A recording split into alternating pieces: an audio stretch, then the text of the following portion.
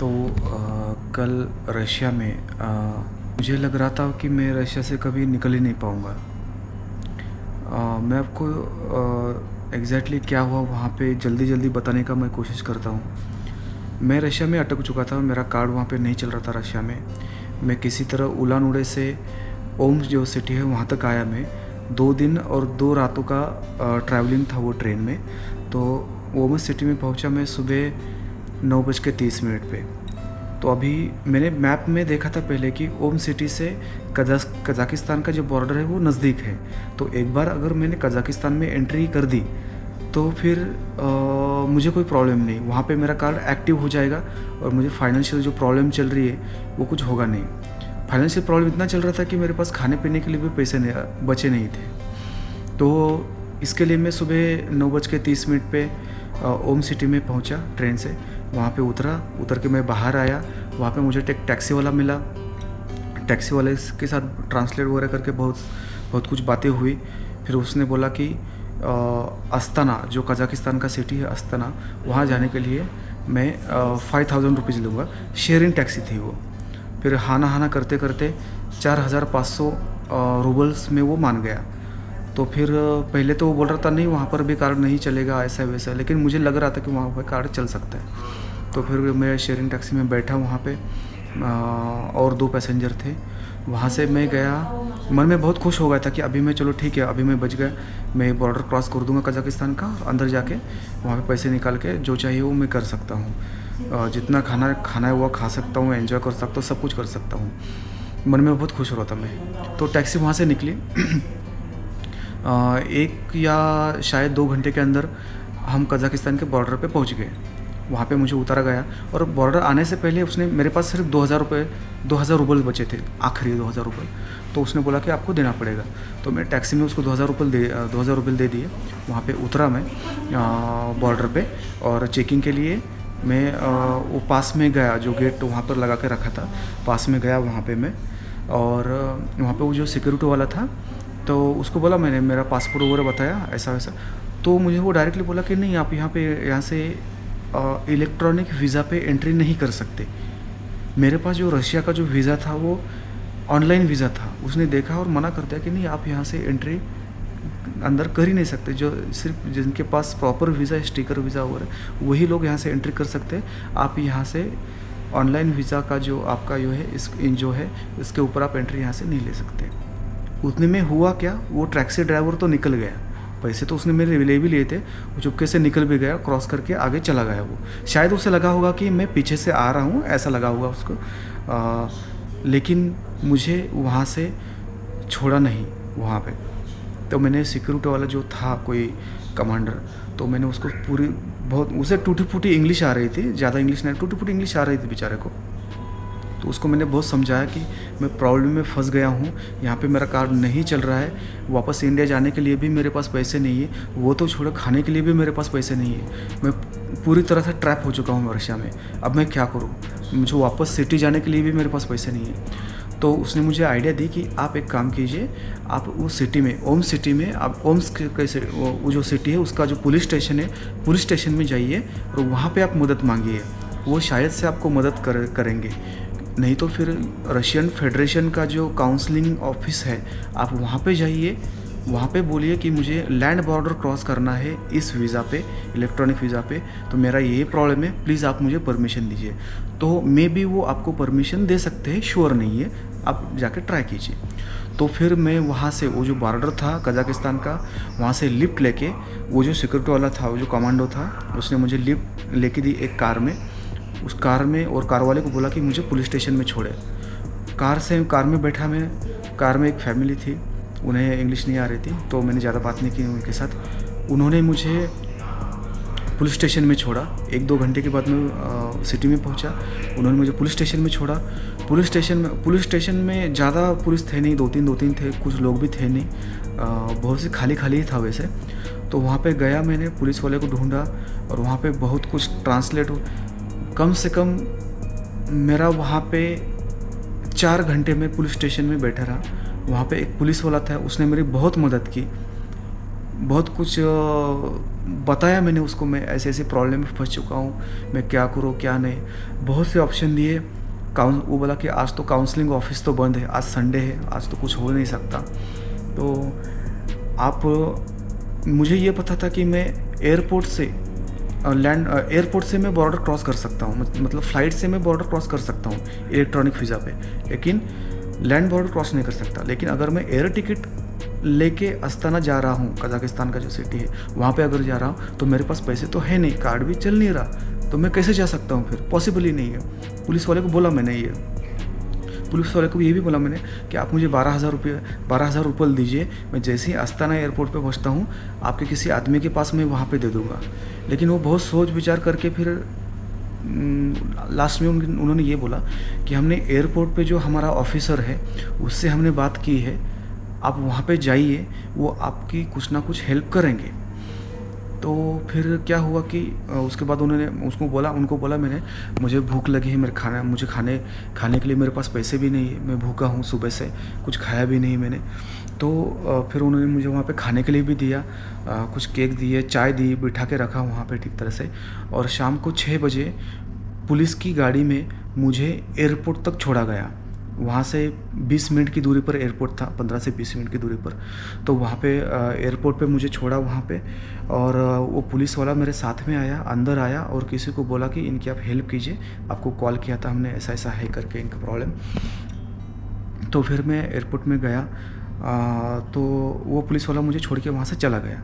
तो अभी एयरपोर्ट पे जहाँ से टिकट निकालते हैं, तो वो काउंटर पे मैं गया, उनको बोला कि मुझे अस्ताना जाना है, ऐसा वैसा है। उन्होंने मेरा कार्ड चेक किया वीज़ा का, तो बोला ये चलना तो मुश्किल है, फिर भी हम ट्राई करते हैं। मैं अंदर से काँप रहा था, मेरे हाथ ऐसे काँप रहे थे, क्या होगा क्या मैं रशिया में फंस जाऊँगा, अभी कुछ होगा नहीं मेरा। अंदर से काँप रहा था। मैंने सुबह से खाना भी नहीं खाया था, शाम के 6-7 बज गए थे। कार्ड उन्होंने लिया मेरा, मशीन में डाला, डिटेल डाला, पिन नंबर डाला, और मैं ऐसे भगवान का नाम लेकर ऐसे आंखें बंद करके खड़ा रहा कि अब हो जाएगा। लेकिन आखिर वो डिक्लाइन हो गया, वो कार्ड नहीं चला वहाँ पे। तो वो जो काउंटर पे जो था आदमी, वो मेरी तरफ देखने लगा कि वो बोला कि नहीं होगा। मैं अंदर से पूरा सहम गया, मैं डर गया, मेरी हालत मतलब बहुत ख़राब हो चुकी थी। मैं क्या करूँ, कहाँ जाऊँ? मैंने उससे कहा कि प्लीज़ आप कोशिश कीजिए, please try to understand me, I am very tired, please do something for me, ऐसा बहुत कुछ इंग्लिश में समझाया। तो उसने देखा, फिर उसने एक दिमाग लगाया, वो शायद से ही मेरी समझ में आता था। उसने एक दिमाग लगाया। वो क्या बोला कि रशिया में तो आपका कार्ड एक्सेप्ट नहीं हुआ, किसी का भी नहीं हो रहा, लेकिन कजाकिस्तान में हो रहा है। तो कजाकिस्तान का जो वेबसाइट है, कजाकिस्तान का जो एयरलाइन का वेबसाइट है, उस वेबसाइट से आपका टिकट हम बुक करने का कोशिश करते हैं, शायद से आपका कार्ड वहाँ पे चल जाए। तो उसने क्या किया कि मुझे वाईफाई दिया, मेरे मोबाइल पे वो वेबसाइट ओपन की।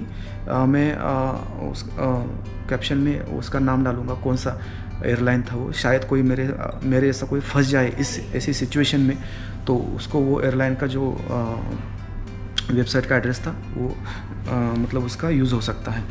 तो फिर उसने kazakh.com करके कुछ था, kazakh.com, तो ओपन किया। वहाँ पे एयरलाइन का जो बुकिंग का जो फॉर्म रहता है वो ओपन किया, पूरा फॉर्म भरा उसने। भरने के बाद टाइप किया मैंने क्या है कैसे क्या है, और आखिर में मेरा कार्ड का डिटेल आया। तो वहाँ पे मेरी सांसें अटकने लगी, अब क्या होगा। कार्ड का डिटेल मैंने भरा, वहाँ पे कार्ड का डिटेल भरा, सब कुछ किया, और परचेस पे क्लिक किया। मेरे अंदर ऐसे धक धक हो रहा था, अब क्या होगा, होगा नहीं होगा। मेरी आवाज़ काँप रही थी ऐसे। परचेस पे मैंने क्लिक किया,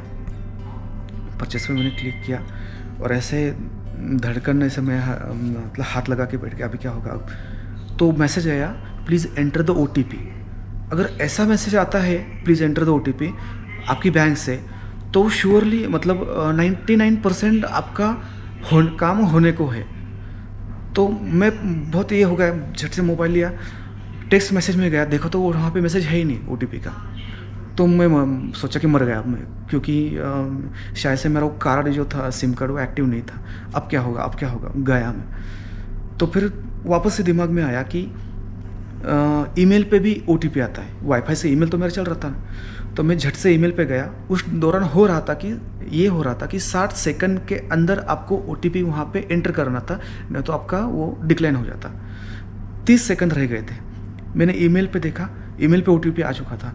मैंने बहुत फास्ट वो याद किया, वापस आया, वहाँ पे ओटीपी डाला और क्लिक कर दिया।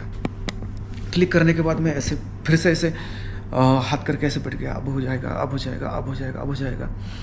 तो फिर मैं उसकी तरफ देख रहा हूँ, वो जो टिकट, उसने मोबाइल उसकी तरफ ले लिया और जो टिकट काउंटर पे जो आदमी था वो उसकी तरफ मैं देख रहा हूँ कि इसके चेहरे पे क्या एक्सप्रेशन आ रहे हैं, हो गया नहीं हो गया।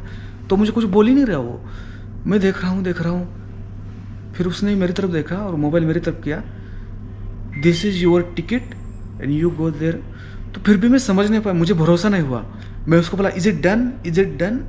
तो बोला डन। वो जब डन बोला तो वो जब डन बोला तो मैं तब इतना खुश हो गया कि मैं वहाँ से भागते हुए अंदर की तरफ गया। उसने बोला वहाँ पे जाइए, ऐसे ऐसे कीजिए, वहाँ से भागते। तो फिर मैं वहाँ से बोर्डिंग पास लिया मैंने, पासपोर्ट देखा उन्होंने, मेरा बोर्डिंग पास दिया और लिया और मैं अंदर स्टेयर की तरफ जाने लगा ऐसे। और मन में ख्याल ऐसे आने लगे कि ठीक है मैं बच गया, अब निकल गया, जल्दी निकलता हूँ यहाँ से, कज़ाकिस्तान में जाके मेरा कार्ड चालू हो जाएगा, सब कुछ ठीक हो जाएगा। अब जैसे मैं आगे गया, जिसने मुझे बोर्डिंग पास दिया था वो दौड़ी दौड़ी मेरे पास आई और मुझे रुकने के लिए बोला। मैं फिर से घबरा गया, क्या हो गया क्या नहीं, मन में मेरे अजीब अजीब ख्याल आने लगे। तो बोले कि आप ज़रा यहाँ पे आइए, ज़्यादा कुछ नहीं है, थोड़ा सा आपका वो पासपोर्ट यहाँ का नहीं है, हमें लगा यहाँ का है, इंडिया का है, तो थोड़ा सा चेक करना है हमें। तो उसने नीचे बुलाया मुझे और मुझे बोले कि वहाँ पे हमारा रिप्रेजेंटेटिव है, वहाँ पे जाके बात कीजिए। अब मैं तो सोचने लगा यार किसी तरह से मैं यहाँ से तो निकल रहा था यार, ये क्या नया अभी निकाल दिया, ये क्या नया हो गया। मन में वापस से मैं सहम गया बहुत कि अब क्या होगा क्या होगा, क्या अभी मेरे से वीज़ा मांगेगा कज़ाकिस्तान का या क्या करेंगे, ये मुझे पता नहीं चल रहा था। क्योंकि मन में थोड़ा सा डाउट था कि कज़ाकिस्तान का वीज़ा क्या, ये मतलब ऑनलाइन निकलना पड़ेगा क्या, क्या करना पड़ेगा। क्योंकि मुझे ये पता था कि ऑनलाइन ये अपना ऑन अराइवल वीज़ा है कज़ाकिस्तान का, ऑन अराइवल भी नहीं, वैसे इंडियन को वीज़ा ही नहीं लगता है इंडियन पासपोर्ट वालों को। तो मुझे लगा कि शायद से मुझे गलत इन्फॉर्मेशन मिली हो, शायद से अभी मुझे वीज़ा ना होने की वजह से यहाँ पे रोक दे, अब क्या होगा क्या नहीं। तो मैं सामने जाके ऐसे जाके मैं सामने खड़ा रह गया और वो सब मेरा पासपोर्ट वगैरह चेक करने लगे। 2 थे वहाँ पे, वो दोनों ऐसे ही मेरा पासपोर्ट चेक कर रहे थे। मेरी धड़कनें बढ़ी हुई थी, अभी कुछ नया कुछ निकालेंगे, मैं वापस से फंस जाऊँगा, किसी तरह से यहाँ से मैं निकलने वाला था, अब क्या होगा। धड़कनें बढ़ रही थी, तेज़ हो रही थी, कम हो रही थी, तेज़ हो रही थी, कम हो रही थी। फिर बाद में उन्होंने मेरी तरफ देखा, हंस के बोली कि नहीं नहीं कुछ नहीं, वो जस्ट पासपोर्ट का हमने ठीक तरह से देखा नहीं था, इसके लिए सॉरी, आपको वापस से बुलाया। ऐसा बोल के उन्होंने मुझे वापस पासपोर्ट दिया और मैं ऊपर चला गया।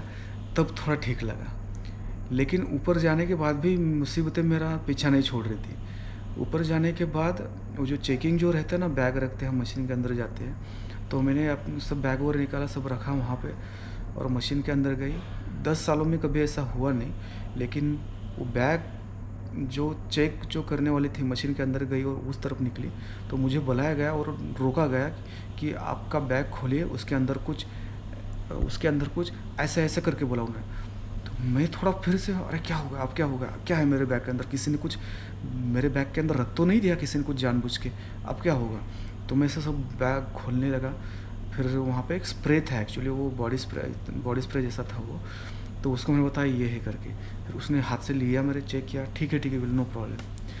तो वो सब मैंने तब जाके मेरी मुसीबत वहाँ पे ख़त्म हुई।